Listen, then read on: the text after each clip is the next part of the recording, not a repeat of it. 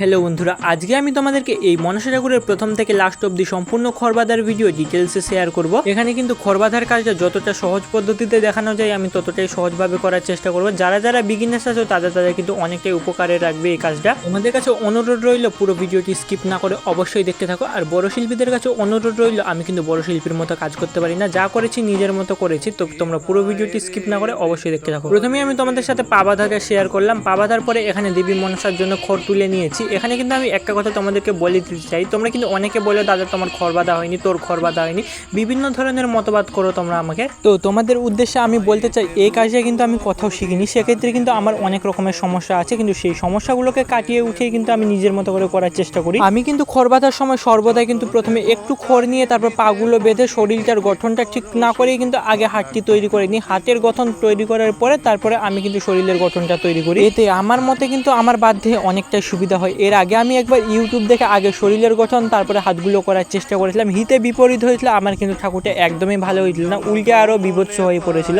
তার জন্য আমি নিজে বাঁধছি যেরকম সেরকমই আমার কাছে ঠিক, কারণ বেশি ভুল করাচ্ছে অল্প ভুল করা অনেকটাই ভালো। আর এই ঠাকুরটা যেটা বাঁধছি এটা কিন্তু কালনাগিনী। আমি শর্ট ভিডিও কিন্তু তোমাদেরকে দেখিয়ে দিয়েছি এবং কালনাগিনীর বিষয়ে আমি কিন্তু সেরকম কিছু বলতে পারিনি একটা ভিডিওতে।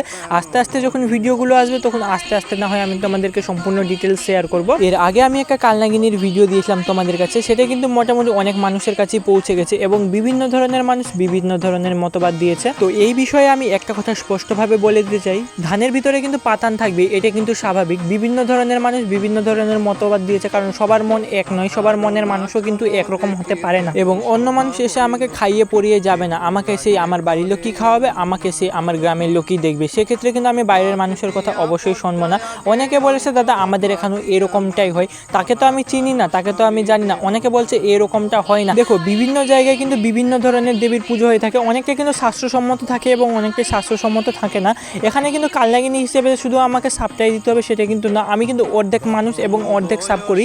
এবং হ্যাঁ, একটা জিনিস আমি গত বছর ভুল করে দিয়েছিলাম, যে ত্রিনয়ন দিয়েছিলাম, সেই ত্রিনয়নটা দেওয়া আমার একদমই উচিত হয়নি। তা বলে যে তোমরা এত বড় বড় কথা বলে দিয়েছিলে, সত্যি এতটা বলা তোমাদের একদমই উচিত হয়নি। আরে আমি যেটা ছোট থেকে দেখে আসছি বড় বড় শিল্পীদের হাতের কাজে, সেই জিনিসটাই আমি নিজের মধ্যে ফুটিয়ে তোলার চেষ্টা করেছি।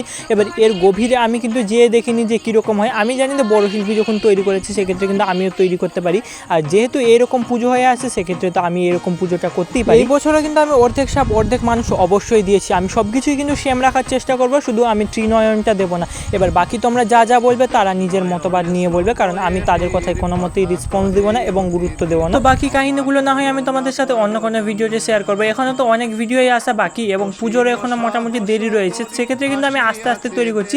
এবং একটা কারণ না যে আমি শুধু আস্তে আস্তে তৈরি করছি যে পুজোর দেরি রয়েছে, এছাড়াও কিন্তু আমার অনেক কাজ থাকে, আমি কিন্তু একসাথে এরকমভাবে করতে পারি না। তার জন্য কিন্তু আমি বেশি ভিডিও দিই।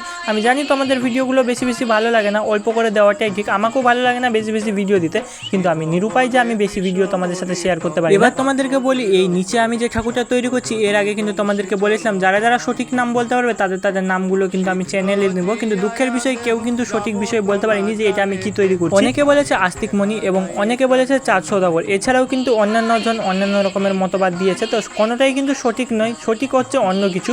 তো একমাটি করার পর তোমরা আশা করি বেসিক কনসেপ্টটা পেয়ে যাবে যে এটা আসলে আমি কি তৈরি করছি। না এটা আমি বলবো না যে এটা আমি কি তৈরি করছি, সেটা তোমাদেরকেই বুঝে নিতে হবে এটা আমি কি তৈরি করছি এবং তিনি কি করছেন, এখানে দাঁড়িয়ে তিনি কি করছেন, এই জিনিসটাও কিন্তু তোমাদেরকে নিজেকেই খুঁজে বের করতে হবে। সম্পূর্ণটাই থাকলো তোমাদের উপরে, তোমরা নিজে দেখো ভিডিও এবং নিজে খুঁজে বের করার চেষ্টা করো আসলে এটা কি তৈরি করছি। আর একটা তোমাদেরকে ক্লু বলে দিচ্ছি, আমি কিন্তু এই ভিডিওর মধ্যে যে কোনো আমি বা অন্য কেউ এখানে কিন্তু ভিডিওর মধ্যে বলে দিয়েছে যে সেটা আসলে কি তৈরি করছে। এবার তোমরা ভিডিওটিকে ভালো করে শোনো এবং বোঝার চেষ্টা করো যে সেটা আসলে কি তৈরি করছে। হ্যাঁ, আমি কিন্তু শুধু আমার কথার দিকে না, আমি কিন্তু অন্য কিছু দিকেও ইশারা করতে চাইছি যে সেটা আসলে কি তৈরি হচ্ছে। যারা প্রথমে বলতে পারবে তাদের কিন্তু 3 জনের নাম আমি বড় করে আমার ভিডিওতে নেব এবং ভিডিওতে বারবার করে তাদের কথা উল্লেখ করব। তো তোমরা নিজের মতো করে পুরোপুরি চেষ্টা করো। তো দেখো, ফাইনাল লুকটা কিছুটা এরকম লাগছিল আজকের মা মনসাটার। তোমাদের কাছে এই সম্পূর্ণ কাজটা কিরকম লেগেছে অবশ্যই একটা কমেন্ট করে আনিও। এবং মাটি লাগানোর ভিডিও আসছে কালকে, তো দেখা হচ্ছে কাল।